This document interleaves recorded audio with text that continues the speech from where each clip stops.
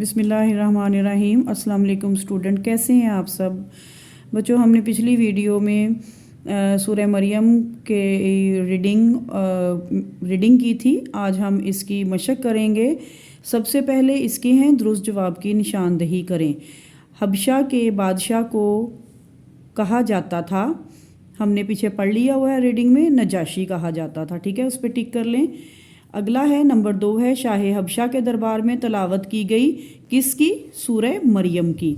Najashi के दरबार में सूरह मरियम की तलावत की गई, किसने की थी? मतलब हज़रत जाफ़र तैयार रज़ी अल्लाह ताला अन्हो ने। ठीक है, सूरह मरियम में अंबिया कराम का ज़िक्र है 7। मौजज़ाना तरीके से तख्लीक हुई हज़रत ईसा अलैहिस्सलाम की। इसके बाद बच्चों अगला दूसरा सवाल है, मुख्तसर जवाब दीजिए, सूरह मरियम को ये नाम क्यों दिया गया? तो आप अपने चैप्टर का पहला पेज नंबर ओपन कर लें, जिसका नंबर है 4।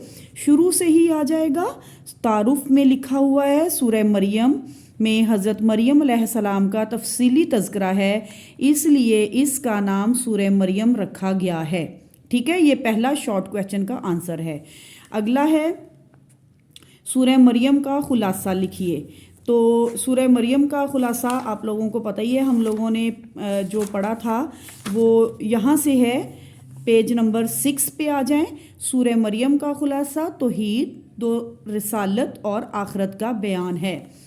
इसके बाद सवाल नंबर 3 है, सूरह मरियम के अहम इल्मी व अमली नकात में से 2 तहरीर कीजिए। वैसे तो हमने बहुत से इल्मी व अमली नकात जो थे वो पढ़े थे, मैंने आप लोगों को समझा भी दिए थे। तो उसमें से ये हैं 8 हैं, तो इसमें से कोई भी आप कर लें जो भी आपको लग रहे हों सही। तो इसमें से हम पहला देख लेते हैं। अल्लाह ताला की रहमत और कुदरत से कभी मायूस नहीं होना चाहिए, हर हाल में इससे दुआ मांगते रहना चाहिए। नंबर 2, तमाम अंबिया कराम अलैहिस्सलाम ने अपनी कौमों को एक अल्लाह की इबादत करने की दावत दी। ठीक है, इसके बाद आप 2 और कर लें। किसी नबी की मौजज़ाना पैदाइश इन्हें अल्लाह या अल्लाह का बेटा नहीं बनाती, बल्कि ये इनकी अज़मत को बयान करती है। इसके अलावा आप एक और कर लीजिएगा। मे बी अगर बंदे के माइंड में से निकल भी जाता है, जहन में से कोई एक आध स्किप भी हो जाता है, तो आपको एक आध माइंड में और होना चाहिए। हमें अपने वालदैन के साथ नेक सलूक करना चाहिए, क्योंकि ये अंबिया कराम अलैहिस्सलाम का तरीका है। ठीक है, इसके बाद अगला चौथा सवाल है, हिजरत हबशा का सबब क्या था? मतलब ये कि कौन सी ऐसी वजह थी कि जो हबशा की तरफ हिजरत करने का सबब बनी। तो बच्चों ये यहाँ से आ जाएगा। हमने हिजरत हबशा पढ़ी थी, उसका 2nd पैराग्राफ है। मक्का मुकरमा में सहाबा कराम रज़ी अल्लाह ताला अन्हो पर कुरैश का जुल्म हद से बढ़ गया था। इस मौके पर हज़रत मोहम्मद सल्लल्लाहु अलैहि वसल्लम ने महसूस किया कि ऐसे सख्त हालात में मुसलमानों के लिए ज़िंदगी बसर करना मुश्किल होता जा रहा है।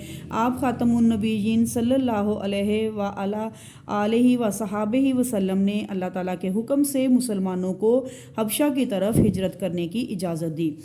आखिरी इसका सवाल है, 5वां सवाल है, सूरह मरियम की तलावत सुनकर नजाशी ने क्या कहा? तो आप उसके अगला ही पेज है, पेज नंबर 5 का लास्ट पैराग्राफ देखिएगा।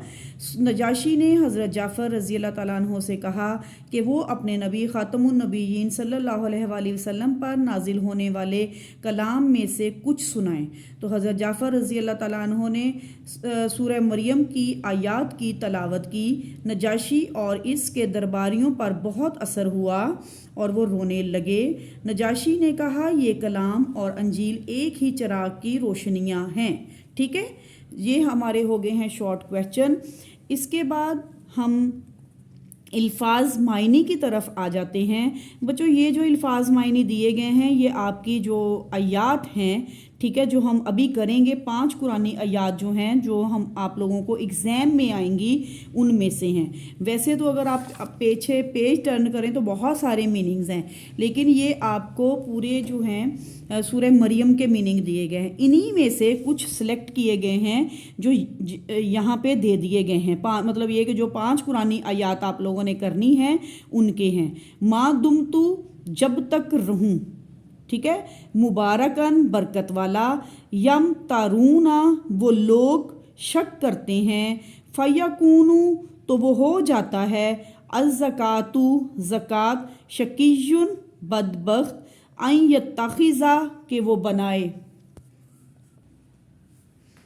اچھا بچوں، اس کے بعد جو ہے ہم لوگ آیات کا ترجمہ کر لیتے ہیں، ٹھیک ہے۔ آپ لوگوں کو پتہ ہی ہے کہ آپ کی جو آیات ہیں وہ 30 سے 35 تک ہیں، ٹھیک ہے، مطلب 5 آیات ہیں۔ تو ہم سٹارٹ کرتے ہیں۔ ابھی میں نے یہ آپ لوگوں کی آسانی کے لیے 2 کلر کا ہائی لائٹر یوز کیا ہے تاکہ آپ لوگوں کو آیات جو ہیں وہ یاد کرنے میں آسانی رہے۔ سٹارٹ کرتے ہیں۔ بسم اللہ الرحمن الرحیم۔ قالا انی عبداللہ، ٹھیک ہے، وہ بچہ بول اٹھا بے شک میں اللہ کا بندہ ہوں۔ اب کون بچہ؟ حضرت عیسیٰ علیہ السلام۔ اتانی الکتاب وجعلنی نبیا، اس نے مجھے کتاب عطا فرمائی ہے اور مجھے نبی بنایا ہے۔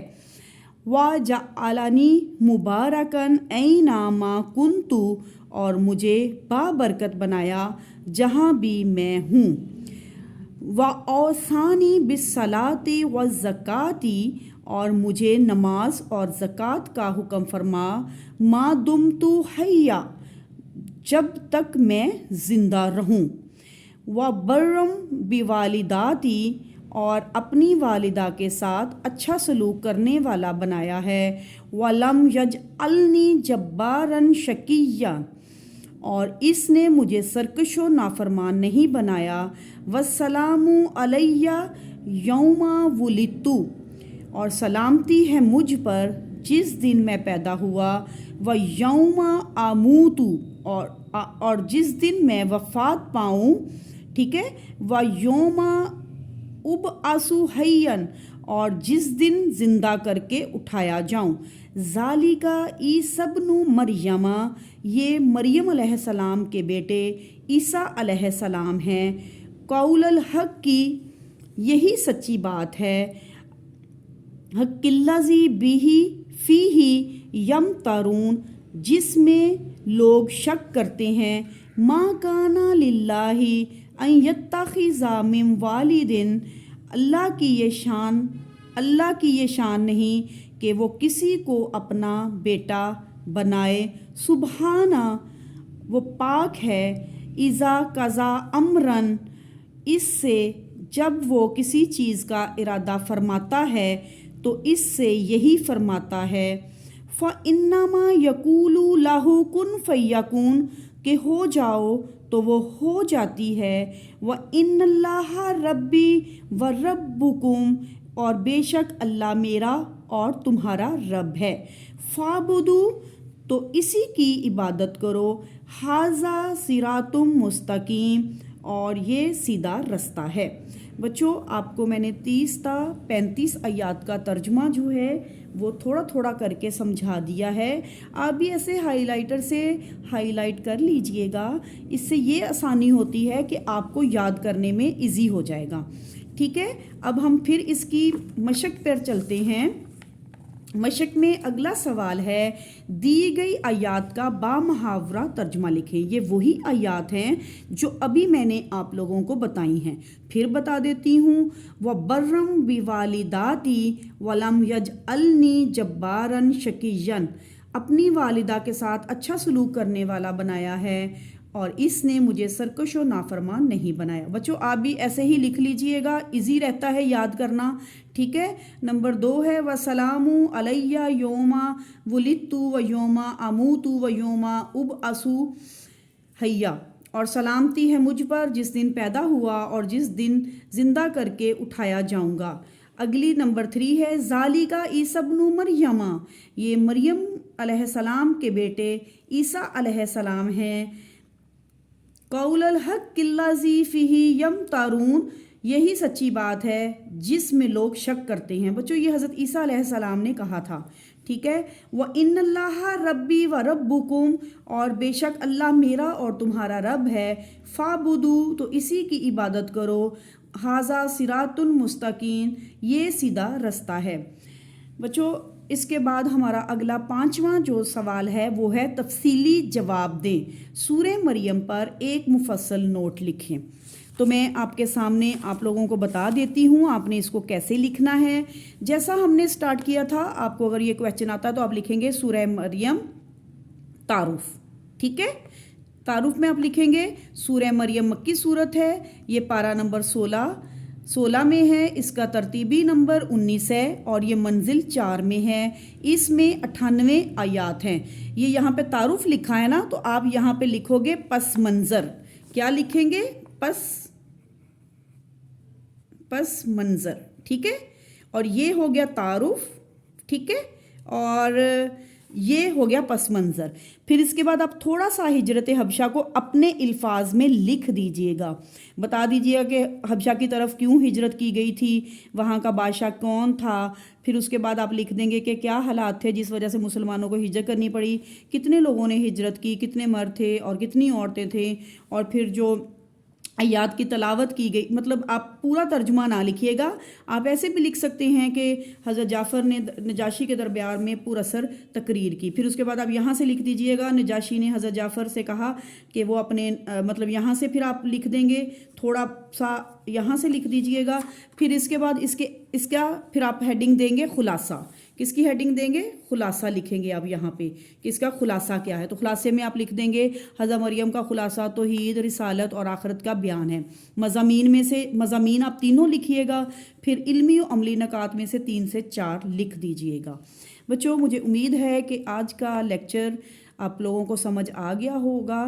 اگر آپ کو یہ ویڈیو پسند آئے تو اس کو لائک کیجئے گا، شیئر کیجئے گا اور سبسکرائب کیجئے گا. اگلی ویڈیو تک کے لیے